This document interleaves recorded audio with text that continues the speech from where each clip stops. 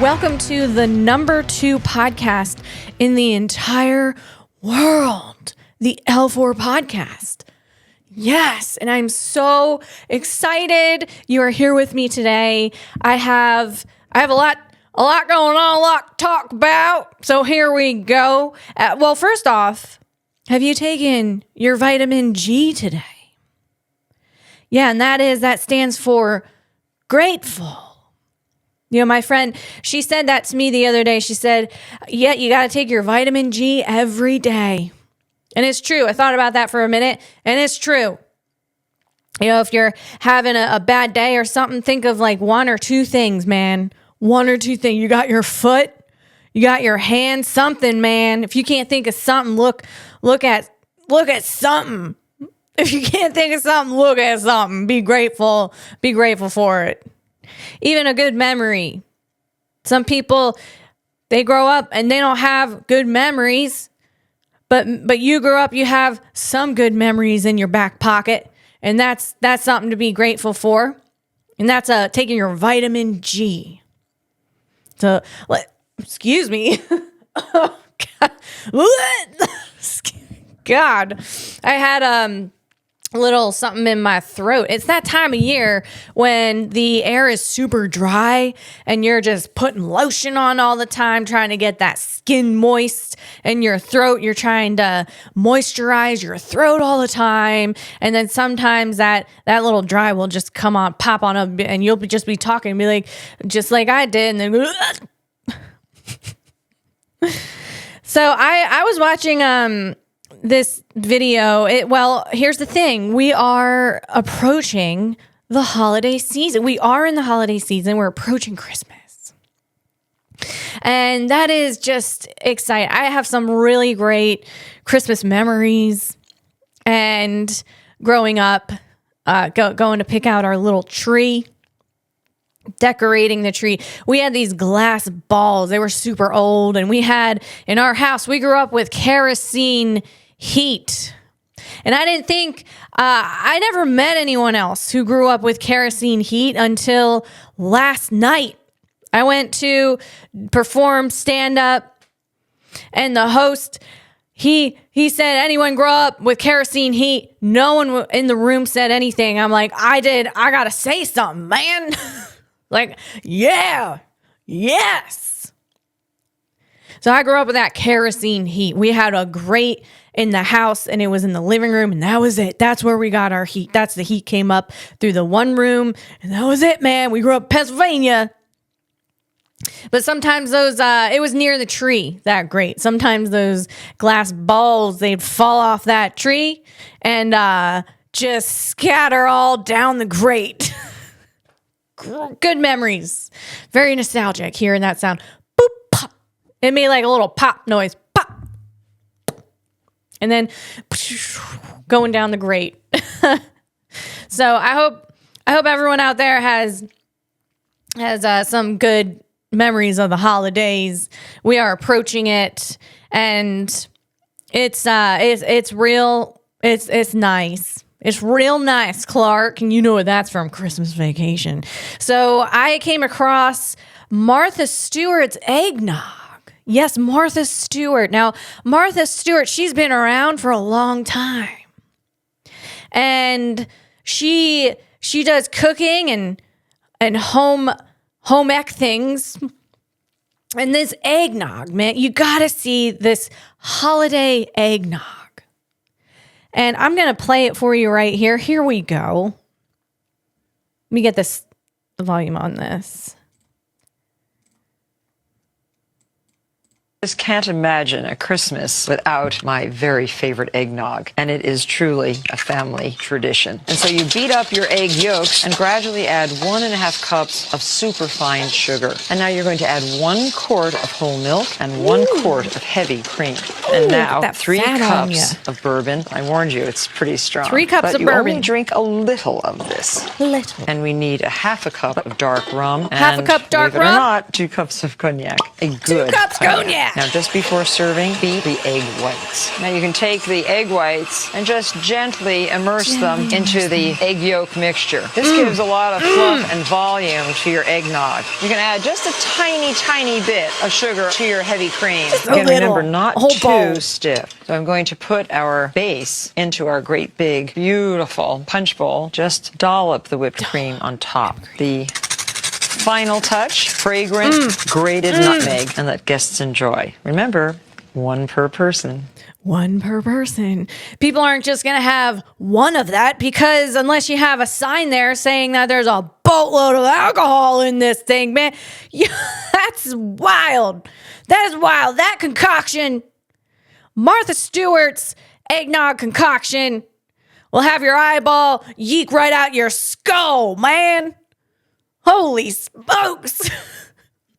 That Martha Stewart eggnog concoction right there, that'll have all the molecules in your body ionized, zipping around your skull for like 2 freaking months, man. Wow, she is not playing around. She's serious biznack. So if you want to make some eggnog that's yeeking people's eyeballs right out their skull, go ahead and make that. Let me know how that turned out. Looks super, super fun. I've just been thinking, I haven't seen Christmas carolers. That's how it's pronounced, right? Carolers. Carolers. Good God, Mother Teresa, get a hold of her tongue, make her talk right. I have not seen Christmas carolers in a very long time. I used to see them back up north in Pennsylvania. I think that maybe it's like more of a thing up there. Down south, it doesn't seem like a thing at all. I haven't seen any at all. But up north, they're this like New York City, Philadelphia, Boston, maybe where it originated in America a bit. And I think it originated somewhere else and then they brought it here. But what I'm saying, maybe wherever they first did it was like up north with the people up there in the city, some of the original cities in America. And yeah, I mean, I know St. Augustine, Florida was that the oldest city in America, but I'm not sure if they were doing it down there at that time over there, Ponce de Leon guy. But what I'm saying is I haven't seen a Christmas caroler in a very long time, and I'd like to see them again. So I have this insistent urge. It's a bit insatiable to get on some caroling grub. And we're talking probably with the big old petticoats, and get on some caroling grub, by like Bob Cratchit area. Fingerless gloves. Can I make you some porridge, sir? And I just want to get on some grub and go out to neighborhoods that aren't mine and start spreading some Christmas cheer caroling. And then if anyone gets grumpy, that's gonna feed my urge to meet their grumpy with more Christmas cheer. And that should turn out fantastic. I just really wanna get out and go caroling. And I do want to come across some grumpy people so that I can go ahead and meet their grump with some cheer. Like I'm like, that needs to happen. So I'll keep you posted on that. Of course, around this Christmas season, I have been watching Hallmark. I watch it almost year round. And I know. I'm seeing some eye rolling, some, oh God, I know. What can you do? But that Hallmark, man, I'm telling you, that really gets the ladies going, It's like very romantic, very cheesy, cheese ball. A lot of those men on there, they don't have a spine. They were born without a spine. But they seem to be okay. They seem to be getting along. They'll have like a job like a carpenter working for the city or someone in the city. And then they have this big, beautiful home, like a barn that they redid. And it's like beautiful. And it's like, how did you afford that, man? And nothing ever makes sense on Hallmark, but that's why it's like completely romanticized. And it's fantastic. I was watching this one episode though. The love interest, this guy. There was a guy and a girl.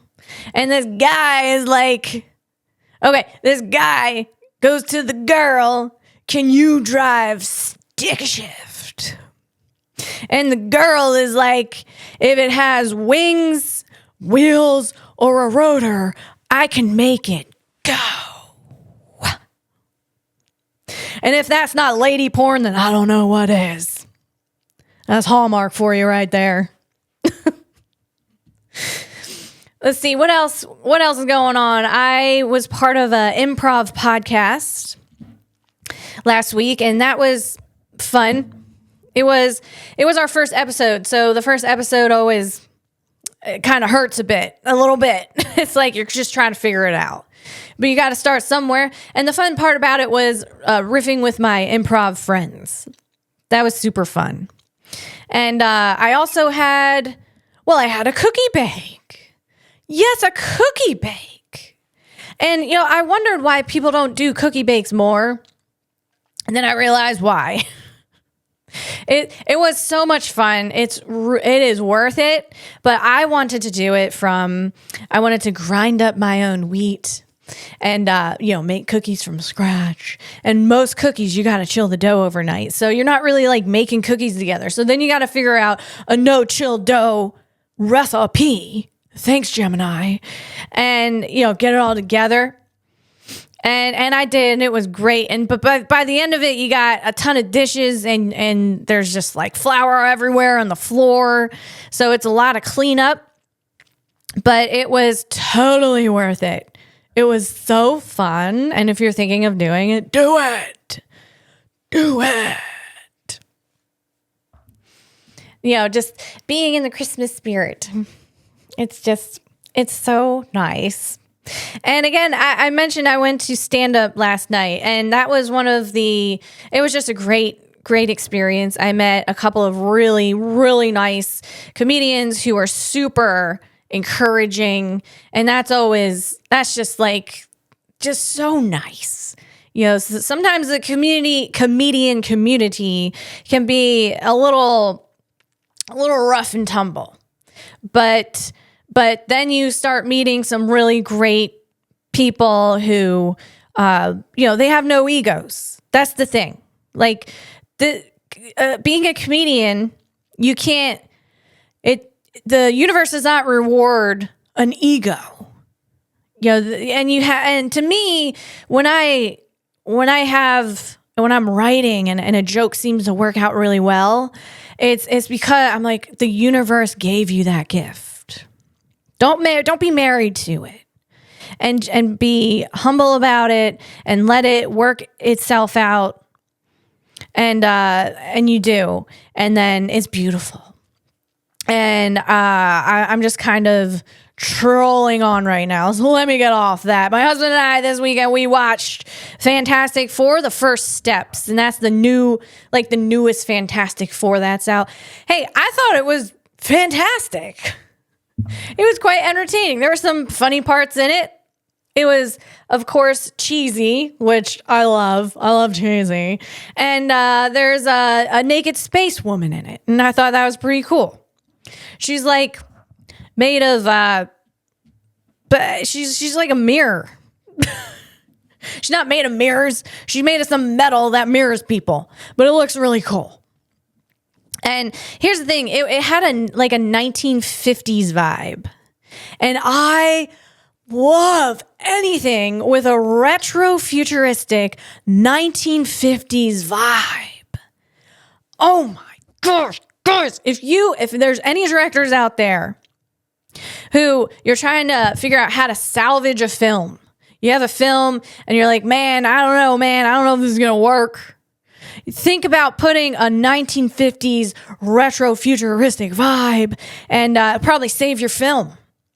Think of Loki, man. That series Loki, They threw a 1950s vibe on top of that Bichon. Oh, it was incredible. And it's very nostalgic because my grandmother had a lot of, when I was growing up and I went to my grandmother's house, she had a lot of those things from the 1940s and 50s and 60s and like those colors. I'm talking like that green color in the bowls. I think it was it Tupperware at the time, but Tupperware was actually glass. I don't know. That's not the right brand. Anyway, there was like my grandmother's kitchen had green countertops and laminated, I think. Laminated? Is that the right? Anyway, yeah, so like green and yellow, and it's just very nostalgic. So what I'm saying is, if you want to save your film, throw that retro futuristic vibe on top of it, and you'll be golden, man. I loved it. Now, I was thinking, this is just a random thought. I was looking in my laundry room, which is where I keep all of my cleaning things, and I noticed I have 3 vacuums. Does anyone else have 3 vacuums? Has anyone else acquired 3 vacuums? This is where it started. The Dyson. We got a Dyson vacuum. You know, my dad got me one for Christmas, that stick vacuum. And then it stopped working after like a year. And it wasn't just my vacuum. My brother also got a Dyson stick vacuum, and his stick vacuum stopped. So, Dyson, that's not a great pattern. That's not a great pattern, man. And then my husband's like, let's just get another one. So we got another one. And I was super excited. I'm like, yes, Dyson stick vacuum. So easy to go around without a cord. And then that one died. Even earlier than the last model. So then we got a shark stick vacuum. And that thing is okay. Suction, not that great. So I said to husband, I think we need to get a plug-in because there's just not enough power generated by these stick vacuums. So then we got a shark plug-in. And now we got 3 vacuums. Anyone else out there? Like, what is going on? Good God. Well, they just don't build things to last anymore. No, they don't. That's what Grandma said. They just don't build things to last. What else is going on? I was watching Jensen Huang. He was on. Now, Jensen Huang, just to remind everyone out there, is the CEO of NVIDIA. NVIDIA makes a lot of things, but GPUs, graphic processing units, and they're pretty serious business. Okay. They do a very high amount of computation, and they're really fast. And you can put that in your humanoid robot. You can put that in your quadruped robot. You could put that in your computer. You can put that in your data center. You could put them anywhere. You could put them in space. I mean, it's pretty amazing. Jensen built this company a long time ago. And he was on Joe Rogan, and he was saying the person that gave him a break in life, because his company was about to go down. And it was a long time ago. And the Sega guy, the guy who was the CEO of Sega at the time, he bailed him out. And then Jensen was able to get a leg up and became who he is today. And that's pretty amazing. So I'm watching this. And Jensen's saying systematically, it was about how do you stay ahead? Like, how do you stay ahead in your company? How do you stay ahead with all the new information that's going on? With obviously, I'm talking about AI, computing, all these things, robotics. How do you stay ahead of your competition? How do you keep making your product better? It's a lot, man. It's a lot. And Jensen was basically saying research is a big part of that. So NVIDIA has the largest industrial research lab in the United States. They work with researchers outside of the U.S. and collab with other research labs to see what's up. They compare notes. See what's up over here. What's up over there. Jensen was saying staying alert. There's just no easy way of staying alert except for paying attention to what's going on in the world. Jensen has not found a single way of rating, a single way of staying alert except for paying attention. Just, that's all there is to it, really. Pretty simple. Hard to do, though.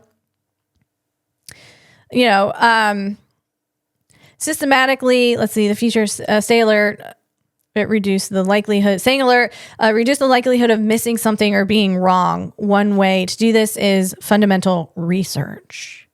So again, NVIDIA has the largest industrial research lab in the United States, and that's what I do, guys. I research. I'm a researcher, and I'm over here researching. I open up the fire hose. I unlatch my jaw so that it can do a 180 on my face. It opens a 180. And then I just open up that fire hose and just copious amounts of information into my face. Into that mouth. Digest. I research the heck out of things that I am interested in, which is AI, robotics, space exploration, engineering, quantum physics, even though I'm even just trying to get my head wrapped around how even just half of that works right now. Computation. And maybe instead of opening my jaw, I open up my brain. I unlatch. I unwind. What do I do is with research, I am unscrewing the screws. I'm going to loosen them up, and then I can open up my brain like 180, and then I open up the fire hose and just copious amounts of information into this brain, boy. Research, and that's what I do. I'm over here. What's Lisa doing? She researching. My husband, at the end of the day, he got to come up into my office and he got to pick my neck up with a crowbar. He got to straighten my neck out with a crowbar at the end of the day from all the, I know. I try not to look down a lot, but that's what happens when you're really into things and you're researching. You can get the stand-up desk, try to keep your neck neutral, but that only goes so far, guys. That only goes so far. So that's what's happening. Did you guys see? Okay, do you know who Beeple is? Beeple is this artist. He made the Giga Chad. What was it? Was it Bitcoin? He made. Oh Lord, what am I talking about? Let me just look that up for a minute. I know what it looks like, but I'm not sure if it was. Let's see. Bear with me. Let's go on over to Grok.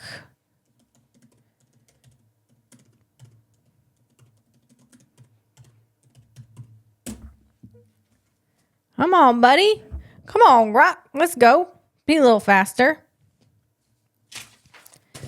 Okay. Beeple. His real name is Mike Winkleman. Yeah, oh, that's a great name. It's a digital artist famous for his wild Mimo heavy NFT. It's an NFT, man.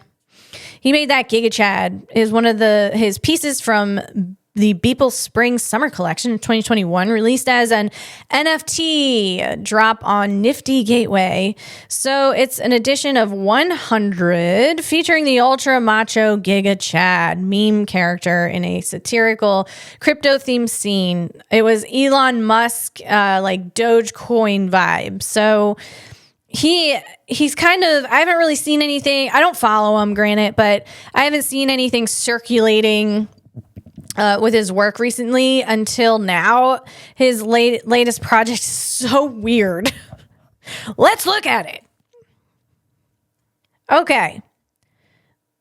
From South Carolina, known for his surreal... I'll stop there. Beeple, a digital artist from South Carolina, known for his surreal, dystopian, and sometimes satirical art, has just released his new project. There's Mark Zuckerberg, his head on a robot. Animals, and it's an art installation featuring autonomous robot dogs with hyper-realistic masks of public figures such as Elon Musk, Andy Warhol, and Mark Zuckerberg. Now, they're those pooping robots pictures. take photos, then dispense printed art pieces inspired by their masked faces. Yes!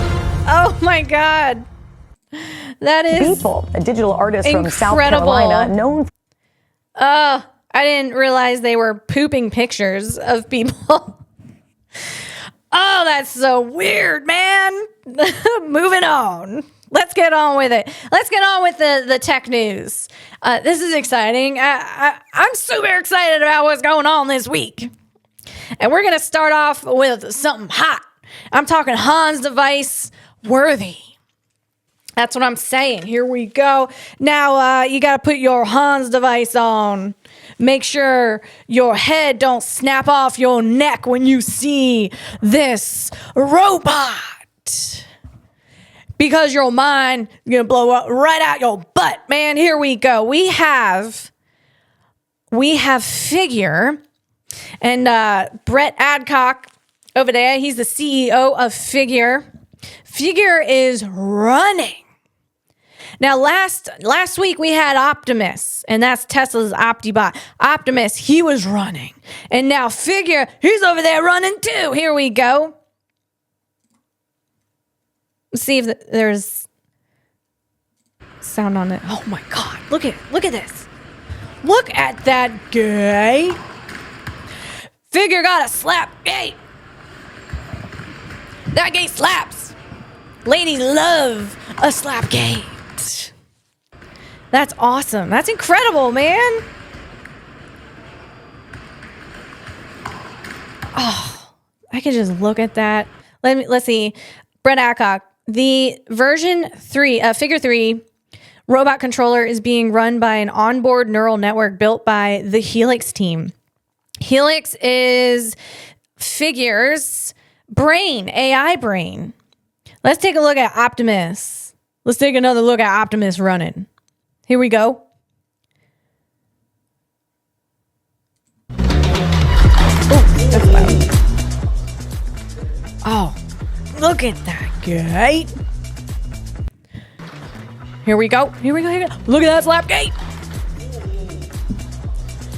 Here we go. Look at that slap gate. He's running. He's running to go get charged up. That's where he's going. He's getting charged up. Now the thing about Optimus and Figure is that they have toes, man. Holy smokes, they got those, they're bending those digits. And Figure first released a video of the toe bend. Was it last month? I can't even keep up anymore. This stuff is happening so fast. And then in this video with Optimus running, you can see that Optimus, his little toe, is also bending. So now we got those bots over there. They got toes. They got some digits. They're bending their digits like a human being, man. And I'm wondering if Optimus also has that inductive charging through the foot, through the foots, the orthopedics. So that's incredible. And let's look at that. Let's look at that Figure running one more a time. Here we go.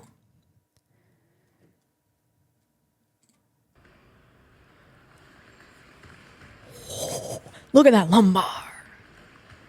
This dude, he got all those L's. He got the L1, L2, L3. This dude, he got that cervical support up in that neck, too. C7, C6. They're all doing really, really good. He got a spine, and he got that slap gate. Wow, that's awesome. Okay, let's move on because that's super exciting. Oh, it's still playing. It's still playing. Let me go. I could sit there and watch that and analyze that all day. All day. Okay, I think we need some caffeine. Yeah? Yeah? Oh, excuse me while I hit the lights in my studio. Let's drink. Go ahead, get caffeinated.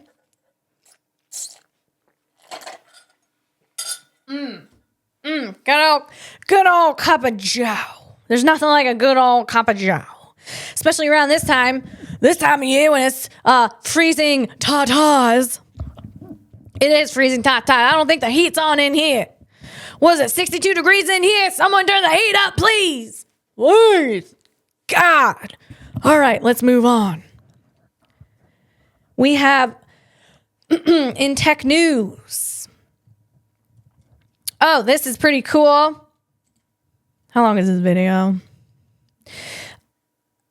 Announcing. Oh, this is let's see. Unlimited Industries. Announcing our $12 million seed round, co-led by Andreessen Horowitz and CIV. Andreessen Horowitz is a VC, I do believe, funding. That's if you've heard of Mark Andreessen. Yes, it's a venture capital and private equity principles, and they're a pretty big one. They're pretty serious business.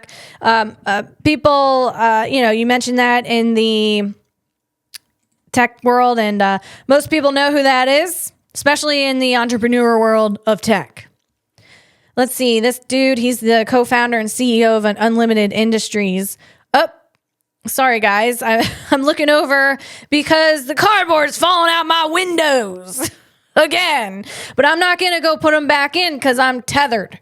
I'm tethered to my headset, and if I go try to zip on over there, you're going to see me bounce back like a yo-yo, hit the wall, and splat, take down all of my whole entire studio. I almost said my whole freaking studio, but okay. Okay, moving on with this. So we have Unlimited Industries, and who announced their $12 million seed round, co-led by Andreessen Horowitz and CIV, and that is also an investment firm focused on backing and building companies reshaping critical industries.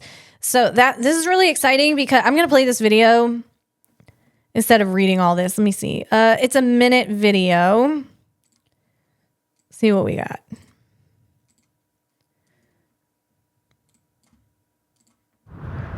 We were a nation of builders, great builders, the greatest that the world had ever seen. Our world was built by dreamers. Showing the Hoover Dam, Empire State Building. Ordinary people who willed the future into reality. Yeah, back then they didn't have any OSHA. We're still living in a physical world built by our grandparents. True. Progress isn't guaranteed. We've made buildings slower, harder, less ambitious. God, red tape. God. Progress is a fight. Here we go. The music is picking up. We got some hope over here. More than ever. More energy, more material, more infrastructure. We got some hope with Unlimited Industries. The ones willing our future into existence. And to give them the tools to build without limits. Yes! The way to get started is to quit talking and begin doing. All right. Oh, yes. You guys know that whole red tape thing, it really just chaps my arse, man. You know, like 3D printed homes. Why aren't they ubiquitous? A lot of it, you got Icon, which is an incredible company. Jason Ballard over there, he's 3D printing homes.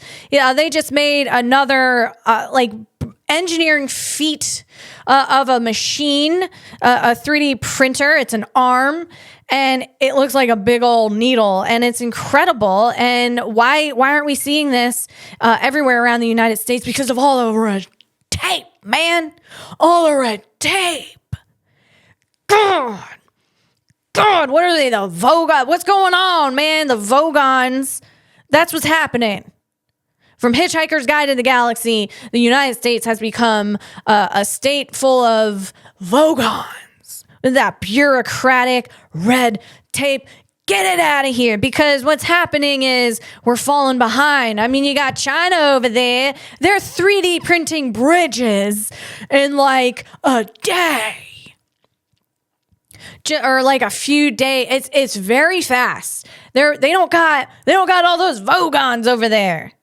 They're keeping up with their infrastructure, something that we definitely aren't doing over here. So it's about time. We got to move forward. All right, I'll get off that rant. Moving on. Good God, Mother Teresa, come on, let's go. Glory to God. Okay. Oh, this is so exciting, man. Speaking of infrastructure, this is something I'm like really excited about. Exawatts. What did you just say? I said exawatt. What? You hear that echo? That's the echo of the future of AI computing power. Yes, the exawatt. And what I'm talking about here, we got a post from Elon Musk that said exawatts, or you're not really trying. And what that means is, bear with me. Elon dropped exawatt bomb. Earth's energy limits demand cosmic energy. Elon stunned the tech world. He declared Earth's power grid can't fuel AI's explosion. And it can't, man. It cannot. Here's the thing. Training and running AI isn't just more computers. All right? It's exponential. And exponential is growth that gets faster and faster over time. Like every step multiplies itself. You're not just adding a fixed number to something. It's like lily pads. You ever see a lake and you see like 3 lily pads over in the corner, and then you wake up the next morning and like half of the lake is full of those lily pads? That's exponential growth right there. So what Elon's saying about the exawatts, it's a wake up call to the AI arms race, really. At its core, it's about the brutal math of scaling artificial intelligence. AI models like Grok or ChatGPT, GPT-4, they're devouring energy faster than we can generate it on Earth. That's a problem. And you not only have Grok, okay? Remember, you have ChatGPT, you have Gemini, you have Meta's Llama, you have Anthropic, you have Perplexity. I mean, and there's so many more. There's so many more AI lily pads out there. That's what's going on. And we just don't have enough land or water to power these AI their insatiable need for energy. And I'm talking, I thought that nuclear was the way to go for it. And then I realized it's definitely not. Because nuclear, even with small modular reactors, which is like the new gen of a nuclear power plant, it might not need as much space, but it still needs water. So, and they're not even around yet. As far as I know, they're not even around, man. They're not even going to come around till a couple of years from now, or maybe even like 5-10 years from now. You know why? Red tape. Red freaking tape, man. That's a problem. So nuclear, that is not the answer anymore.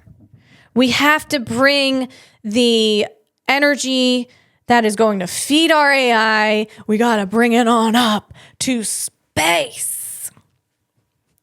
That's where the sun is. You got scientists down here, engineers trying to make fusion on Earth. They're like, let's make a star on Earth, and then that could be the energy when we have a huge ass star up in outer space that we can use. Like, what are we doing? Yeah, good luck trying to get that approved anywhere on Earth. Hey, I made a little star in this box. We could power like a whole state with it. Where should I put it?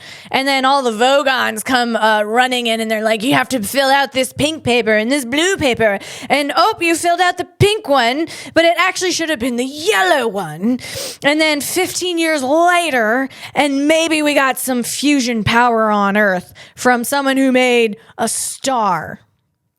And that's not going to work because China over there, they're going up to outer space too. Because it just makes sense. You got a big old sun up there. Come on, man. Let's harness that energy to feed our AI so that our energy bills don't go up. And so that you're not using all the fresh water in the town. Because some of these AI data centers, like I think there's Meta. I don't just want to call Meta out. I mean, everyone's doing it. Meta in Arizona, Mesa, Arizona. You got Microsoft. They got to use clean water. And even though they use a closed loop system, it's taking water from the town. It's not going to work, man. And that's not the only problem, like I said. So we got to go. We got to go with these exawatts. And we got to take it to space. That's how we're going to do it. That's the cheapest way to power the AIs in the world. So, it's crazy. Okay, here we go. A single large language model like a GPT-4 requires massive compute, billions of parameters, trained on trillions of data points via matrix multiplications and gradient descent. And that's core algorithms that adjust the model iteratively.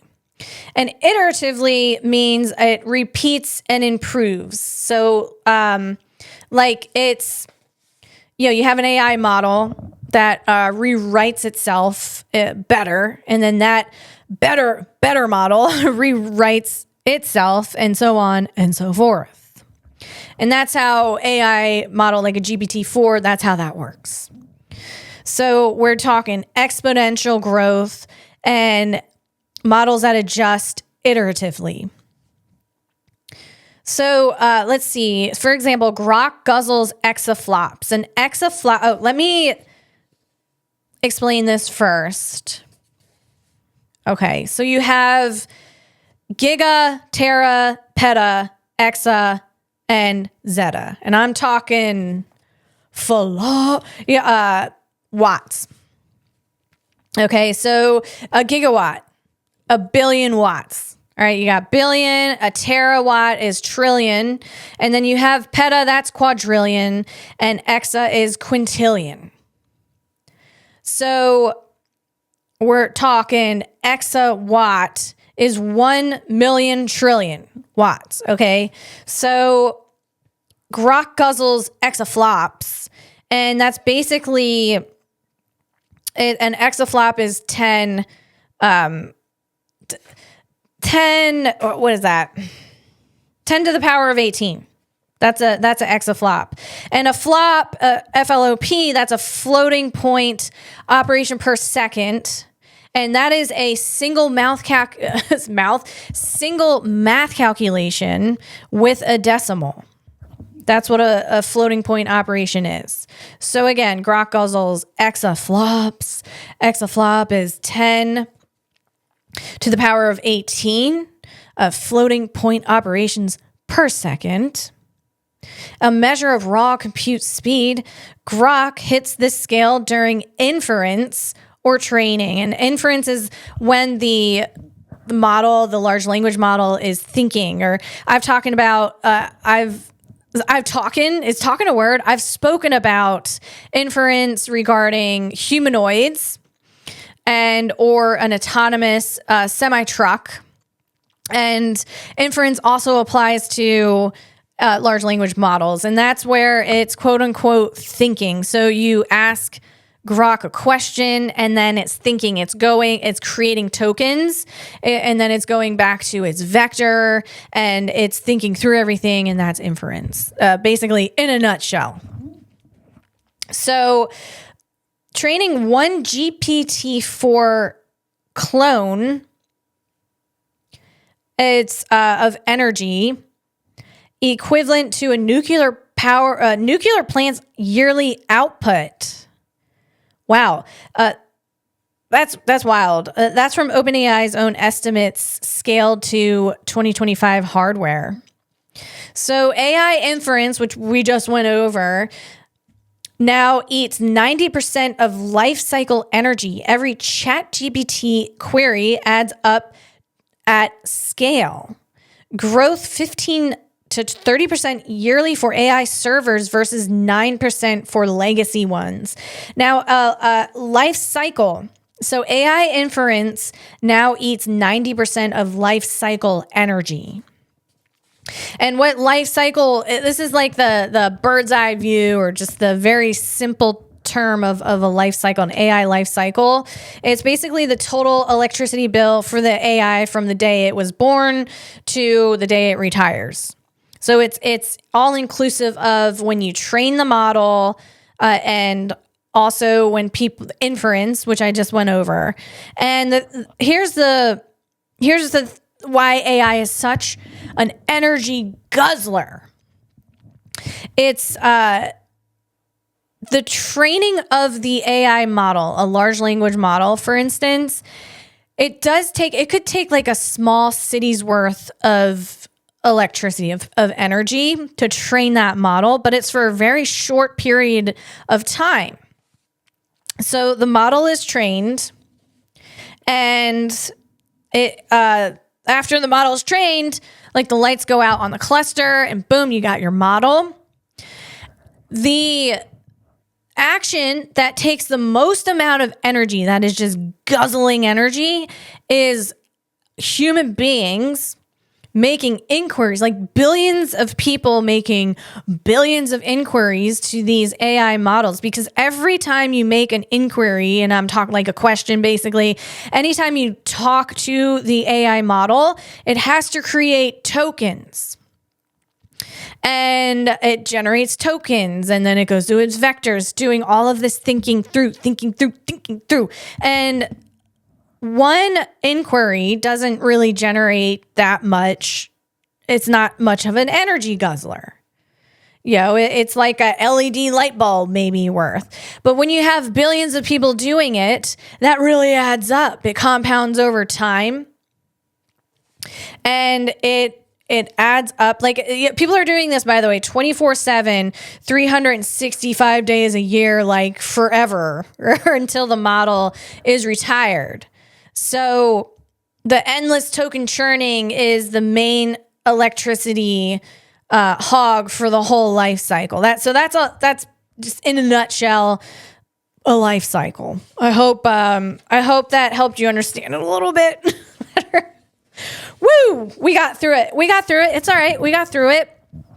It was a little bumpy, but I think everyone, mostly all together, we understand what a life cycle of an AI model is now. Okay, great, fantastic. Let's move on. Let's keep going. Okay. So Exawatts, getting back to Exawatts. It's the new baseline for AI computing power. And that's why terawatts will not cut it. Again, terawatt, a trillion watts. Exawatt, quintillion watts. And I'm not sure how to quantify, like in my head, how big any of that is. But it sounds like a lot, man. I don't even, like, how do you even think about, how do you even picture that in your head? Like, how many football fields? How many yards? It's just a lot, man. It's a lot. Holy smokes. All I'm thinking is, like, we got to get this power up to space ASAP. Because none of us want our power bill to go up. Because you got Google over there, you got Sanjay over there building nuclear power plants to power up, to energize Gemini. And then the power goes up in the city where that nuclear power plant was built. No. Take it to space, man. Take it to space. Let's go. Unlimited power. We have got to harness the power of the sun. Unlimited power. Oh no, let's make fusion on Earth. Let's make a sun on Earth because that makes the most sense.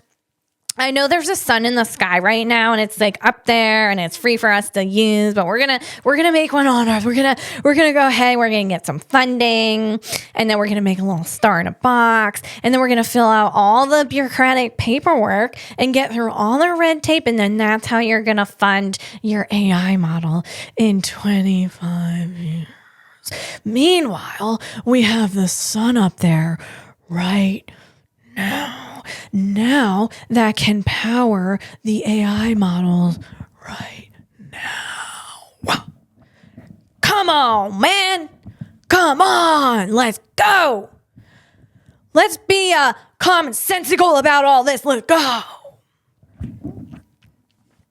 So, exawatts, that's how we're going to do it.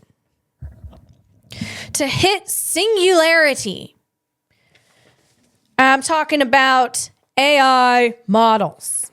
To hit singularity, that's AI surpassing human intelligence via recursive self-improvement. Recursive it's that AI writes a better version of itself, then that better version writes a better version of that self, and then that better version writes a better version of that self. And that's recursive.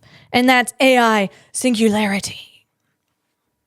So to hit this singularity, we need exawatt scale energy for zeta scale compute. Now remember, exawatt is 10 to the power of 18. Zeta watt is 10 to the power of 21. And that's what we're going to need for AI to reach that singularity where it is recursive, where it rewrites itself better, and then that better model rewrites itself, and then that better model rewrites itself. And we need that zeta watt kind of power in order to reach that scale. And guess what? Who had that power? Who had the sun? The sun up there. That's what got that power. So that's where we need to go. Mr. Sun Man. Earth's grid maxes at petawatts. A petawatt it's only quadrillion watts. I mean, that's nothing. That's nothing really. I mean, you know, giga is billion watts. You have tera is trillion watts, and then Earth just completely maxes out at quadrillion watts. I mean, what is Earth doing? Why does it just max out like that? Doesn't it know we need to reach AI singularity? Gosh.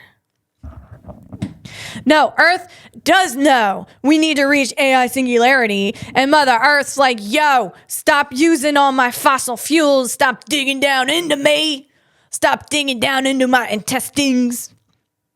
I need all that for my gut bacteria. You taking the fossil fuels just to power your AI when you could be powering it up there where the sun is? That makes the most sense.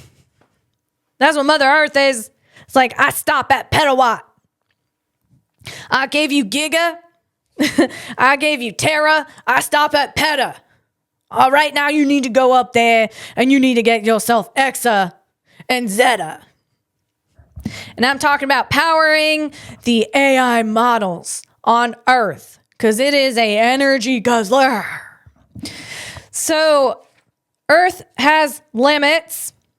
No, there's no room for 100 gigawatt per year additions without blackouts or fossil fuel spikes. Fusion, as I talked about, trying to make a mini sun on Earth decades away, it doesn't even make sense. We have a sun up there Nuclear, it's regulatory hell, really. It's like 10 plus years to even try to get all the paperwork together for the Vogons to go over and approve anything, man. And that's fine. It's not fine. It's not, the red tape's not fine, but it's fine to make us think like, what are we doing all this on Earth anyway?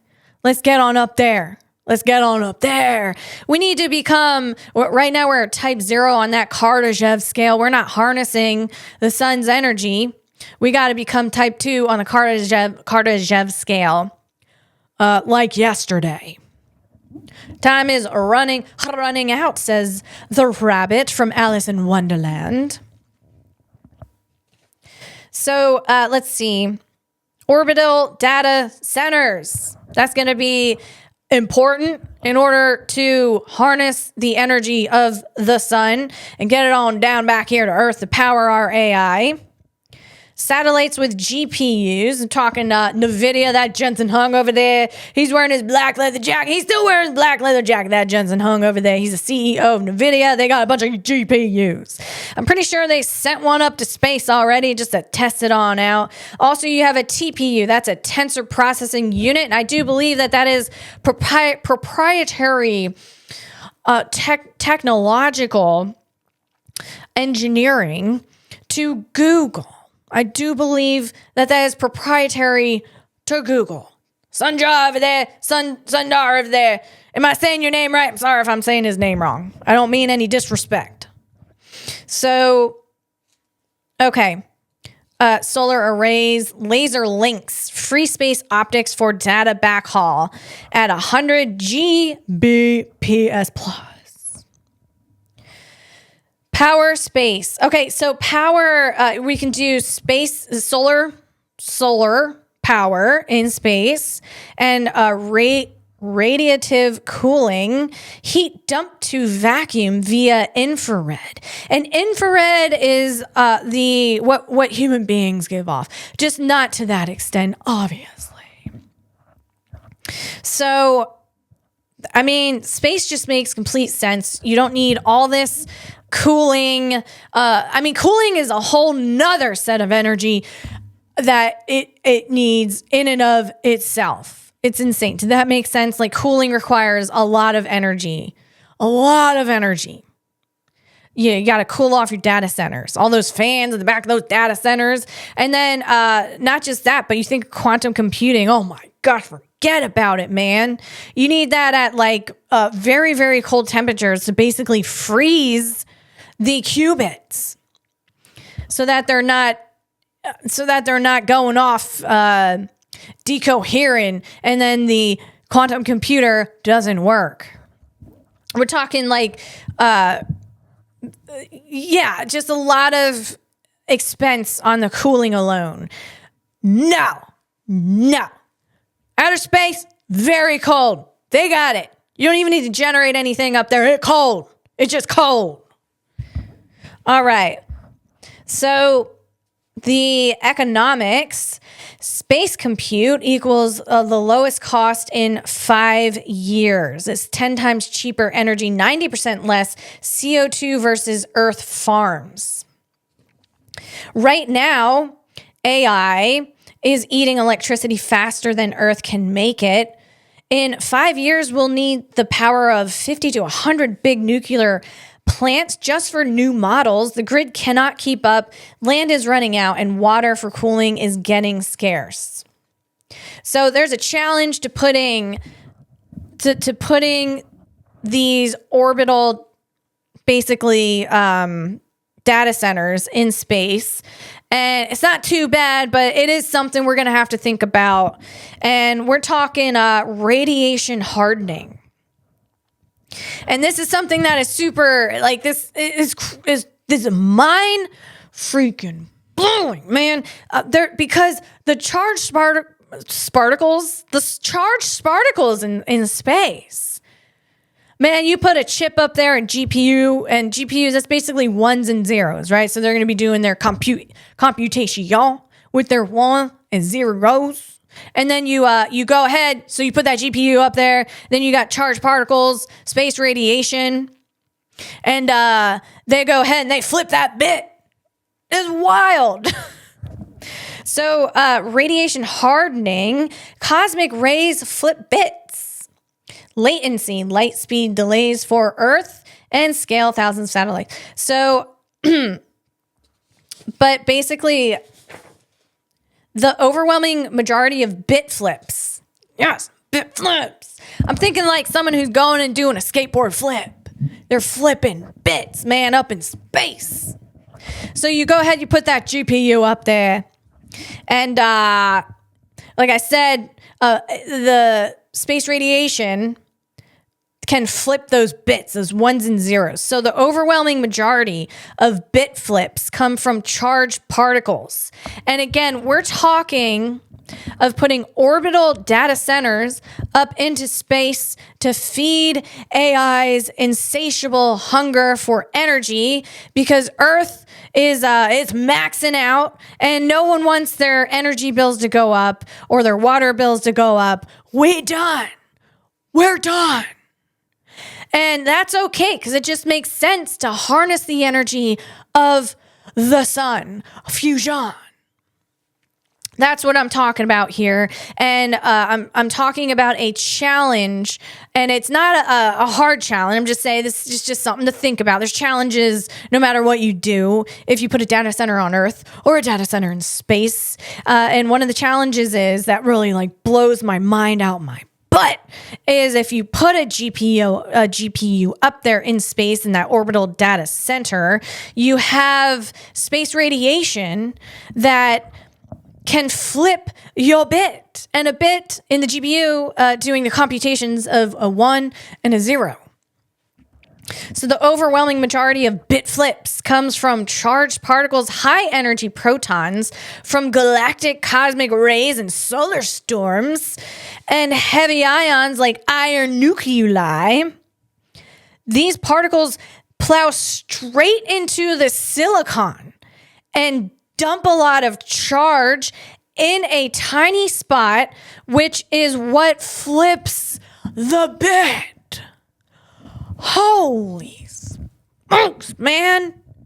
We're talking these particles that plow straight into the GPU silicon chip dumps a lot of charge in a tiny spot. They're flipping the ones and zeros. We're talking a naked space lady from the new Fantastic Four. She can go through anything. And that's what she'd go through anything. She cause a ruckus. She upturn your life. Then she get out of there. These particles, they're just going right through that silicon. They're like, yeah, you think you're a 1? No, you're not. You're a 0 now. Those bits don't even see her coming. They got flipped. They don't even know what's going on. They can't even tell us about it. They're having a little bit of, they're getting a little romped around up there. That's all I'm saying. Gamma rays also have they can also cause bit flips. But in space, they're a minor player because I'm always talking about those gamma rays. And gamma rays matter a lot more for total dose degradation, slowly killing the chip over years than for sudden bit flips. So let me tell you. Go ahead, sit down, folks. Let me tell you how a bit flip works. Here we go. We'll go a little more into the bit flip. So again, I'm talking about harnessing energy from the sun in space via a orbital data center in order to feed the AI's insatiable thirst for energy on Earth, because Earth is maxed out. This is what we're talking about. So we go ahead, and I'm talking about putting that orbital data center up into space. You put that GPU up there, it has silicon in it, and one of the things we have to think about is a bit flip from the space radiation. You got your 1s and 0s, space radiation come on in and go and flip the 1 to a 0 before you even know it. So it's trying to do some compute, and it thought it was computing with a 1, and then the charged particles come in. They're like, it's like, oh wait, I thought I compute with 1 and 0. Now my compute is way off. That's what's going on here. So how does a bit flip work? So if this shower of charged particles passes through a memory cell or a flip-flop, a circuit that stores 1 bit, it can deposit enough charge to flip the bit from 0 to 1 or 1 to 0. This is called a single event upset, SEU, commonly known as a bit flip. So here's the thing. We go ahead and put those orbital data centers up there with those GPUs of silicon and everything, and then space look at it and be like, oh, okay. You think you're going to come up here with your GPU to power your AI data centers on Earth? And you're just going to start doing some calculating and computing in my space? Literally in outer space? I don't think so, boy. That's what part of the charged particles in space radiation is like. I don't think so. They got their eye on that orbital data center. Their neck got long looking at that thing, hearing about that thing. They go over there and they're like, oh, you think you're computing and calculating with 1s and 0s and you're getting some answers? I don't think so, boy. And they come in there, they go through that silicon like the naked space lady from the new Fantastic Four. They go through it and they go, you think you're a 1? No, you're not. You're a 0 now. And you over there, you think you're a 0? You're a 1 now. How do you like that? How's your calculation now? Is your calculation accurate now? I don't think so. So that's what we're working against, those charged particles. But that's all right. We'll figure it out. It needs to be figured out because that's where we're going to harness the most power from the sun, and it's free, man. It's free. So I'm excited about that. I'm so excited about this. That's the coolest thing. XAI built the world's biggest GPU cluster in Memphis, and that's the building in Memphis that the top of it, if you go over it with a helicopter, you can see it says macro hard, and that's a play on the words Microsoft. Yes. Okay, so the XAI built the world's biggest GPU cluster in Memphis. 100,000 NVIDIA cards. Whoa. That's a lot of cash, man. That's a lot of cheddar. But it already needs to own natural gas turbines because the Tennessee grid it can't handle it. It can't handle it. Everyone is racing to build small modular reactors, but the first real ones won't be online until 2029. That's that new generation of nuclear power plants. And they still need water, land, and years of permits like I was talking about. Now, we have companies that are doing something about this, and which is fantastic. So I got 3 companies here. One of them is called StarCloud. And StarCloud, these are all American companies. StarCloud was founded in 2024. Backer includes Y Combinator. And if y'all know the history of Y Combinator, that's Sam Altman over there. Sam Altman is the CEO of OpenAI, who started or co-created ChatGPT with Elon Musk. And but Sam Altman, he made that Y Combinator. And that's a pretty big deal that StarCloud was backed by Y Combinator. Combinator. Red leather, yellow leather. Unique New York. Unique New York. Okay, I think I can get my tongue out the way so I can talk right. Here we go. The total funding of StarCloud raised $28 million across 4 seed rounds. And then we have Arthur Flux, and that was founded in 2024 by Robinhood co-founder Bayaju Bot. And I'm sorry if I didn't say that right. No disrespect. Total funding raised $60 million, plus a U.S. Department of Defense grant for their space solar demo. Wow. All right, there's one more company. Bear with me. I want to make sure all of my equipment is working and on. It appears to be so. Okay. Let's keep going. The last company I wanted to mention here is Axiom Space, and I have been following Axiom Space for a while. They were founded in 2016, headquartered in Houston, Texas. Total funding raised $630 million. They are a unicorn valued at $2 billion. And a unicorn company is a private company. It's a privately held company that reached a valuation of $1 billion or more. And I talked about Hugging Face before, and they are also a unicorn. So we are talking about another unicorn. So this is super exciting. I cannot wait to see data centers up in space. Yes, let's go. Okay, let's move on. We have.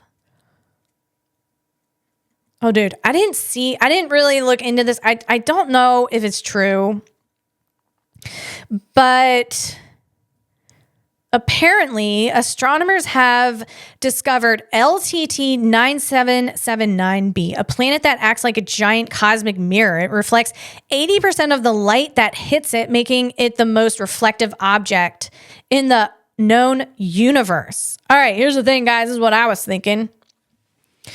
This is definitely where that naked surf lady from Fantastic Four lives. And because she's also a mirror-like object. And then also this mirror planet that apparently has been discovered. If the aliens existed, wouldn't they live there? They'd be like, we can see you and you can see you, but you can't see us. That would just make the most sense. That's all I'm saying. That's all I'm saying. I mean, we should go up there and offer some of that Martha Stewart eggnog to them. Have their eyeballs yeek out their skull from a million servings of alcohol and fat. And let's just add just a pinch of sugar. And it's really like a whole bowl of it, man. Whoa. Whoa. Oh, we got Optimus. And Optimus, he was working a water stand at an event. Optimus, Optimus fell over. He got that, here we go. Oh, Optimus. He got that rigor mortis. That's what's going on, Optimus. Well, obviously, it was operator error. And Optimus, I hope you recover soon from your rigor mortis. Let's move on. Let's see. Oh, we have, going back to the data centers, just one more thing. Gavin Baker, he's been around. He's really good at investing. That's all I'm going to say about that. How long is this? Oh, this is long. Let's see. We can listen to a little bit of it. This is what he's saying. The most important thing in the next 3 to 4 years is data centers in space. In every way, data centers in space from a first principles perspective are superior to data centers on Earth. I think the most important thing that's going to happen in the world in the next 3 to 4 years is data centers in space. If you think about it from first principles, data centers should be in space. What are the fundamental inputs to running a data center? They're power and they're cooling. And then there are the chips. The inputs to making the tokens come out of the magic machines. Yeah. So in space, you can keep a satellite in the sun 24 hours a day, and the sun is 30% more intense. And this results in 6 times more irradiance in outer space than on planet Earth. So you're getting a lot of solar energy. Point number 2, because you're in the sun 24 hours a day, you don't need a battery. And this is a giant percentage of the cost. So the lowest cost energy available in our solar system is solar energy in space, okay? Okay, I'm going to stop it there, but you can go ahead and watch that clip. Elon Musk actually reposted that from Patrick O'Shaughnessy. Okay. So he was just making some points, some really fantastic points about why we need data centers in space. Okay. Oh, good Lord. All right. We need our Hans device for this. Good God. All right. Again, we're putting our Hans device on to make sure our head don't snap off our neck when we see this video of the robot. And this is a Unitree robot. That's a Chinese robot. Okay, here we go. This is a little wild. Let me get the sound on this. Let me see if there's sound on this. I think there is. Okay. Point of view. Your otherwise dormant Chinese humanoid robotic groundskeeper has heard you utter the words "tank man" from your living room. That's the caption on this. Here we go. We got a Unitree robot standing upright. All right. It's outside. God. No.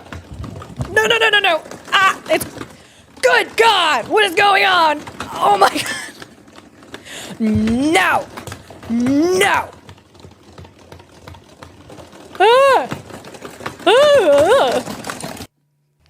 God. Oh. This thing's down a spot. Its head is down. Oh. Yo, that just give me the heebie-jeebies, man. Good God. Could you imagine having a fleet of these Unitree robots in your factory, and one day you walk in and they all just go boom down into this spider head down position? It's the Exorcist yoga pose. You're like, what the frick? And that's what's going on over there. That's what's going on over there with those Chinese robots. Good Lord. It's like it got tired of standing up, and then it figured out the most terrifying position to put itself in to rest its joints, its actuators, into the Exorcist yoga pose. God, man. I think Brett Adcock is right. I heard him say on a podcast that people in America are probably not going to be very trusting of Chinese robots in their homes and like a domestic robot. And I can see why, man. I can see why. Because you got your domestic robot Unitree over there, and then it just boom goes down into that spider stance with its head down. It's not a spider stance. It's the Exorcist yoga pose. And then it starts crawling towards you. And even that sound is so unsettling. What the frick? Good God, Mother Teresa. Lord help us all. Let's move on. Okay. Oh, I wanted to make a correction from last week's podcast. I was talking about the Laser Weeder 2 by Carbon Robotics, and I thought that it was a CO2 laser, and I was incorrect. Their new laser, which is the G2 product line, uses diode lasers. The old one used CO2 lasers. The previous model, the Laser Weeder Implement, the 2022 Laser Weeder Implement, predecessor to the G2, featured industrial CO2 lasers. This model had 30 industrial CO2 lasers. It also had an earlier autonomous unit with 8 times 150 watt CO2 lasers. But the new one, the Laser Weeder 2, they switched over to diode lasers, 240 watt diode lasers in the weeding modules. This G2 1200 model contains 32 times 240 watt diode lasers. In total, the use of diode lasers represents an upgrade from the company's prior equipment. And I just wanted to, it's a complete hardware redesign to make the system more robust, power efficient, and faster. So I just wanted to make that correction from last week's podcast. All right, moving on. We have Olaf from Disney. Remember Olaf from Frozen? That was the snowman. That's the beloved snowman from Frozen. And Disney decided to bring it on to life via robot. So here we go. We got Olaf. Let me see if there's sound on this. I mean, super cute because it's Olaf. To our parks is off the charts. We're excited to announce It's Olaf will be going around available with in his both belly. of our Frozen worlds in Hong Kong and Paris early next year. I can't even Why imagine not this, like America? seeing people meet Olaf my God, for the that's so first cute. time my in God, his it's so cute. form. I think this is going to be just incredible. A really, really It's just wobbling inspiring around. day. Hands down, this is the best day of my life. Oh, all right. That's a little. Oh, good Lord. That was a little unsettling, but that sound. What I'm saying is the thing about this Olaf robot, he's kind of stuck in this silly body. So they made a robot with, probably they got a GPU in there. They got some AI to it because it needs to be able to navigate. And it's probably got some slam to it where it's navigating the world. It's mapping. It's basically mapping its space, and it has to do it on the fly. It has to be able to walk around people, not like step on the children. And it can't be like whacking out. With its stick arms, all of a sudden it just kind of like glitches out and starts whacking children with its sticks.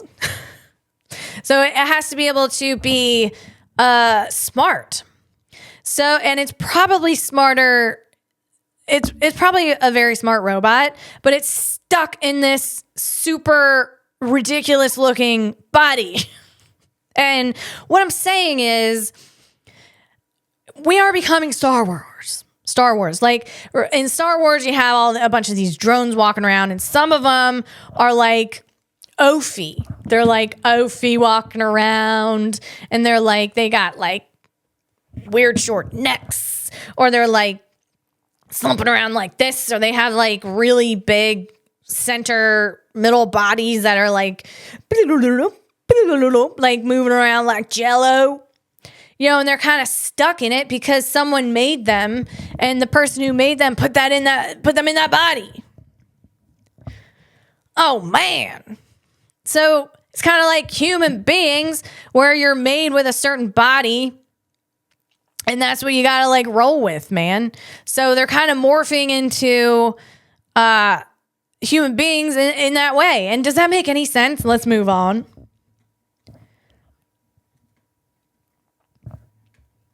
Okay, I think like we're at the time, man. It's time to I gotta go do stuff. You gotta go do stuff. So I'm gonna end on this. This is just a ridiculous video I came across from, when was this from? It was from January of this year.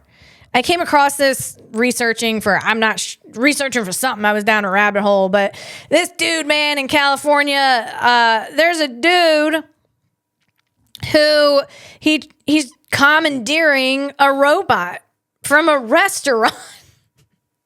I think this robot is delivering orders, and this dude straight up came in there and lifted that Bichon up. He's taking it outside. He puts it down to open the door. And then he takes it down to open the door. And now he is like dragging this bot across the cement, trying to get it in his car. This poor bot probably screaming inside. He's like, no, don't let them take me. And then this guy was like, he's done. He realized it is not worth the effort. And one of the restaurant workers, he took it back. But can you believe, like, people are just commandeering robots? I'm not surprised. You're going to see that in any major city in America. People, they're just going to take the robots. So what we need to do is we need to put some like trackers on there. Probably, you ever see Mark Rober's the poop? Is it the poop squirter? Or it's like a smelly thing that goes off when you steal a package off of someone's doorstep. And it's like the glitter bomb, I think he calls it. But it also releases this horrific fart smell. And that's what these robots should be equipped with when someone tries to commandeer them, man. That's all I'm saying. All right. On that note, I'm going to end this episode. It was so fun being with you guys. I actually had like 5 more items to talk about, but we're gonna put that up on next week's docket. And thanks for being here with me, you guys. And thanks for being here with me, you guys. What's going on? All right, it's time to end this podcast. Jeez. All right, I will see you next week. Bye.